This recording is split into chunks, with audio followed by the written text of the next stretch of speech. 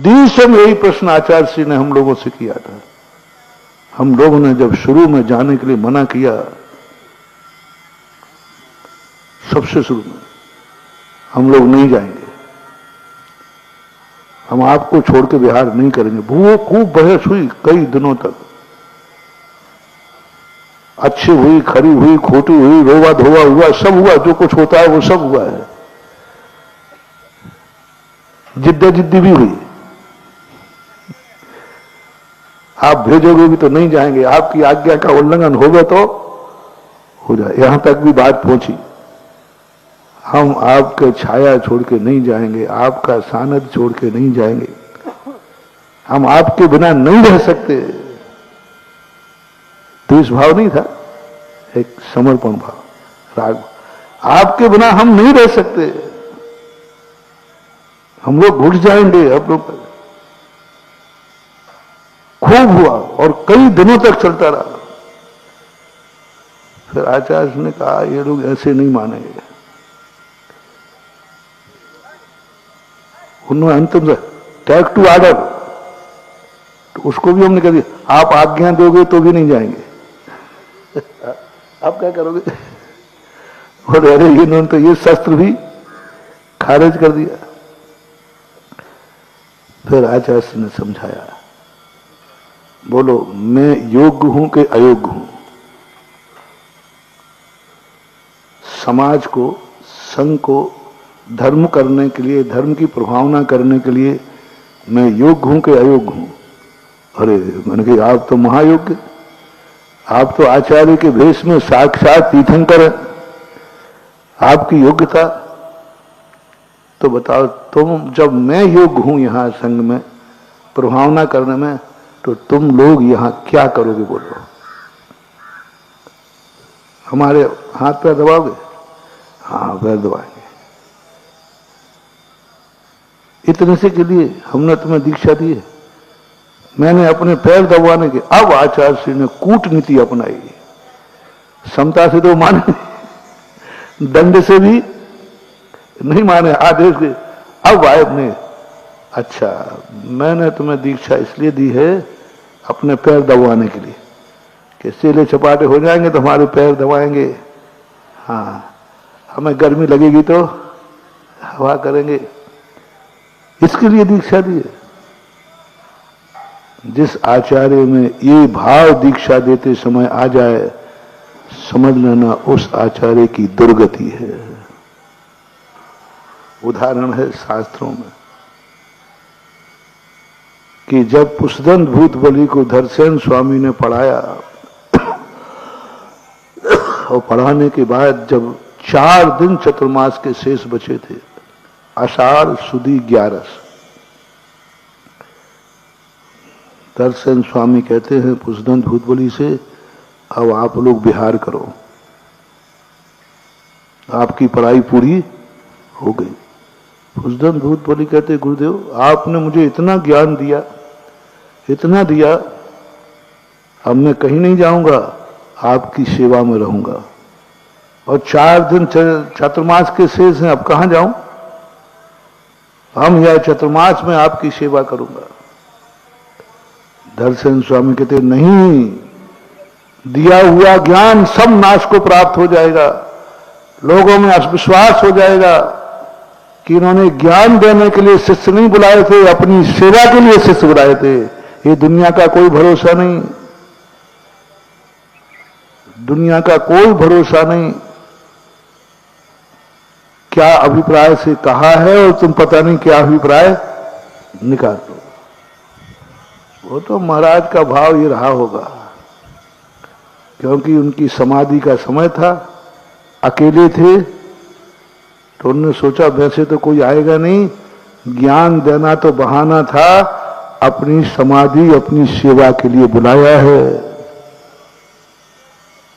हमारा सारा गुरुत्व खत्म हो जाएगा, हमारा सारा ज्ञान खत्म हो जाएगा, दुनिया में हमें लोग बदनाम करेंगे कि दिगंबर जैन आचार्य भी इतने बेईमान होते हैं, इतने बदमाश होते हैं, मायाचारी होते हैं, किसी बहाने से बुलाते हैं और कुछ और कार्य, पढ़ाने के बहाने बुलाया। क्या लिखा था उन्होंने कि अब मेरे समाधि का अंतिम समय है, मैं अपना ज्ञान किसी को देना चाहता हूं, मेरे पास कोई शिष्य नहीं है। दर्शन स्वामी उस समय अकेले विराज रहे थे गिरनार की गुफा में, जूनागढ़। उनको अपनी आयु का पता चल गया कि मेरी उम्र अब ज्यादा और मेरा ज्ञान, मेरे बाद ये ज्ञान किसी को नहीं है। अब कहां से बुलाया? तो दक्षिण भारत के अंदर एक साधुओं का सम्मेलन हुआ महिमा नगरी पर, बेणी नदी तट के ऊपर। वहां पता चला कि बहुत सारे साधु इकट्ठे होने वाले। वहां समाचार भेजा कि हमें जो कम्म पैडी नाम का जो ज्ञान है, यह ज्ञान मैं किसी को देना चाहता हूं। यदि वहां जो साधु संत इकट्ठे हो रहे हैं उनमें कोई योग्य प्रतिभा संपन्न साधु हो तो यहां भेजे, मैं ज्ञान देना चाहता हूं। वहां से मीटिंग हुई सारे साधुओं का, इनका समाचार प्रस्तुत किया गया। 2 योग्य साधु देखे गए। इन दोनों साधुओं को वहां से बिहार कराया पढ़ने के लिए, और अंत में जाकर के इस उद्देश्य से बुलाया। और यदि और उनका मालूम था मेरी चतुर्मास में समाधि होना निश्चित है, कोई नहीं मानेगा, सब ये कहेंगे ये तो सब बहाना था, अपनी सेवा के लिए बुलाया है।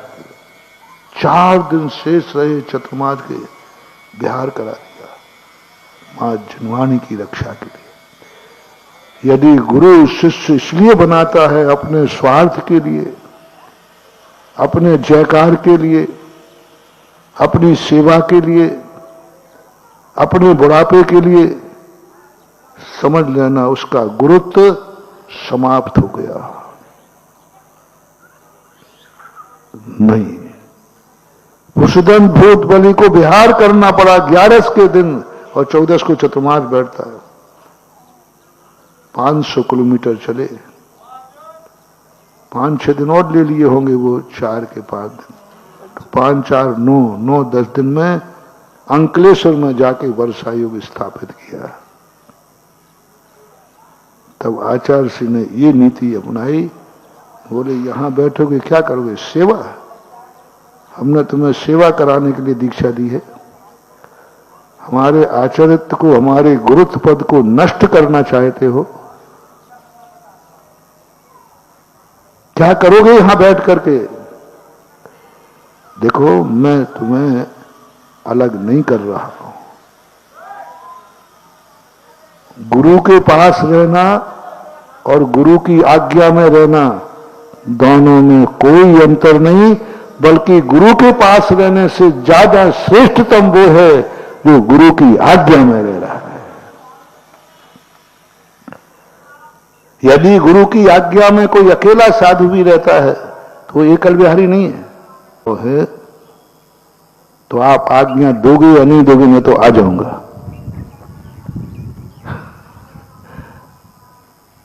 बोले नहीं, तुम आ जाओगे, गुरु को पा जाओगे, लेकिन गुरु आज्ञा टूट जाएगी तो गुरु से भी ज्यादा श्रेष्ठ है गुरु की आज्ञा। हम लोगों ने सब हथकंडे अपनाए हैं, ऐसी बात नहीं है। गुरु के पास जाने में क्या पूछो, ये बताओ, आ रहे बस आना। तो आचार्य ने कहा तुम गुरु को तो पा जाओगे, गुरु को तो, लेकिन गुरु आज्ञा टूट जाएगी, और गुरु से भी श्रेष्ठ होती है गुरु आज्ञा। पुष्पदंत भूत बलि महाराज यदि जिद करते, नहीं मैं तो नहीं छोड़ूंगा, आप आज्ञा दोगे भी तो मैं तो यहीं रहूंगा,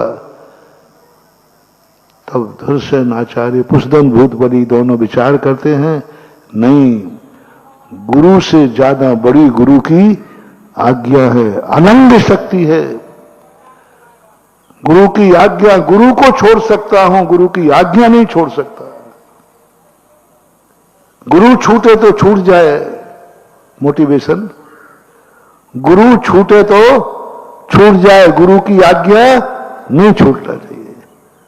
कल्याण गुरु से है कि गुरु की आज्ञा से? बोलो, अपना हित गुरु से है कि गुरु की आज्ञा से? आज्ञा से। गुरु आज्ञा से हित है, गुरु कल्याण। गुरु से कुछ नहीं होने वाला। गुरु मिल भी जाएगा तो भी कल्याण नहीं होगा, और गुरु आज्ञा में रहे तो गुरु छूट भी जाएगा तो तुम्हारा कल्याण हो जाएगा। जय हिंद दोस्तों, अगर आपको मेरी वीडियो अच्छी लगती है तो प्लीज़ मेरे चैनल को लाइक, शेयर, सब्सक्राइब करिए और इसी तरह से अपना प्यार देते रहिए। धन्यवाद।